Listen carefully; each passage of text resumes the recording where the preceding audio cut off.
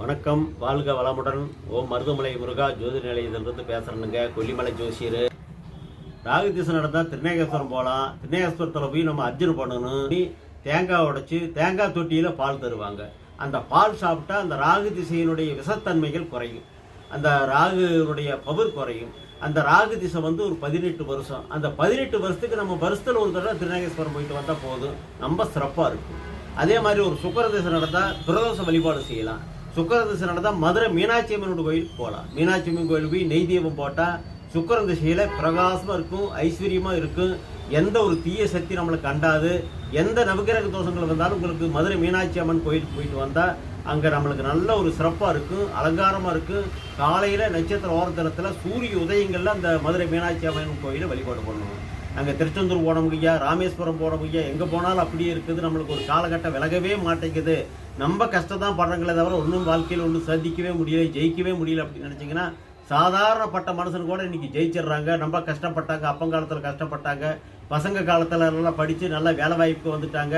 அப்பா அம்மா உட்கார வச்சு சாப்பாடு போடுறாங்க, அப்பா அம்மாவுக்கு வேண்டிய உதவியெல்லாம் செய்கிறாங்க. ஐயா, நாங்கள் பசங்களை நல்லா வளர்த்துறோம், பசங்களே இப்போ எங்களுக்கு ஒரு எதிர்ப்பாக மாறிட்டாங்க அப்படின்னு இதெல்லாம் நம்மளுக்கு பார்த்தீங்கன்னா குடும்பத்தில் ஒரு பூர்வீக சாபம். இது ஒரு பிரம்மகத்தி தோஷம். அது முறையாக பார்க்கணும். பூர்வீக தோஷங்கிறது ஜீன் ரத்தத்தில் வரக்கூடியது தான். அது நாங்கள் இடமாற்றம் பண்ணிட்டோம்ங்க, அந்த ஊர் விட்டே வந்துட்டோம்னா அப்போ அதெல்லாம் கிடையாது. நம்ம கூடதே வரும். அந்த பூர்வீக தோஷம்ங்கிறது ஆறு செஞ்ச பாவமோ நம்ம செஞ்ச பாவம், நம்மளால் ஏற்பட்ட அந்த சாபத்தீடு நம்ம கூட தான் வரும். அது ஜீன் ரத்தத்தோடு சேர்ந்து வர்றது. அதனால நல்ல ஜோசியரை பார்த்து பூர்வீக சாபத்தீடு இருக்கா, பிரபகத்தி தோஷம் இருக்கா, பெண்ணுனுடைய சாபங்கள் பெண்ணுனுடைய பாவம் இருக்குதா, அல்லது நம்ம செஞ்ச ஒரு இடைஞ்சல் இருக்கா அப்படிங்கிறதெல்லாம் பார்த்து நல்லா கணிச்சு நம்ம அதுக்குண்டான வழிமுறைகளை செஞ்சு பண்ணால் கண்டிப்பாக நம்மளுக்கு ஒரு மோச்சனமாகு. தொழில் நல்லா இருக்கு, குடும்பத்துலேயும் எல்லாமே சந்தோஷமாக இருப்பாங்க. குழந்தைகளுக்கு நல்ல படிப்பு வரும், நல்ல வேலை வாய்ப்பு கிடைக்கும். குடும்பத்தில் இந்த நோய் நடிகள்லாம் வராது.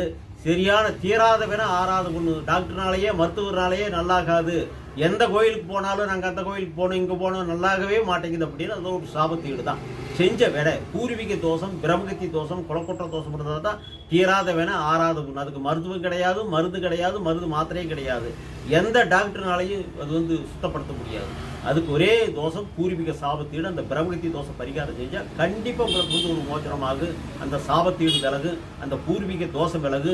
வீட்டுக்கு தெய்வம் வரும், லட்சுமி வரும். வீட்டில் லட்சுமி வந்தால் தான் காசு பணம் சேரும், தொழில் நடக்கும், குடும்பத்தில் ஒரு ஐஸ்வர்யமாக வீட்டுக்கு போனால் சந்தோஷமாக அப்பா மக மனைவி எல்லாமே ஒரு சந்தோஷமாக வீட்டில் சிறப்பாக இருக்க முடியும். இல்லைன்னா நீங்கள் என்னதான் சம்பாதிச்சாலும் குடும்பத்தில் வீட்டுக்கு பார்த்தீங்கன்னா ஆறுக்கு ஒருத்தருக்கு நோய், ஆறுக்கு ஒருத்தருக்கு ஏதோ ஒரு இடைஞ்சல், ஏதோ ஒரு தொழிலில் பிரச்சனை, பக்கத்து வீட்டுக்காரனால சண்டை, ஏதோ ஒரு தொந்தரவுகள் உங்களுக்கு சாகு, ஆடு சாகு, மாடு சாகு, குடும்பத்தில் வீண் கரையும், கருமமாகு, செத்த இடத்துல புதைச்ச இடத்துல புல்லு முளைக்கிற மாதிரி ஒரு இடைஞ்சலாக தான் உங்களுக்கு இருக்குது. நிம்மதி இருக்காது.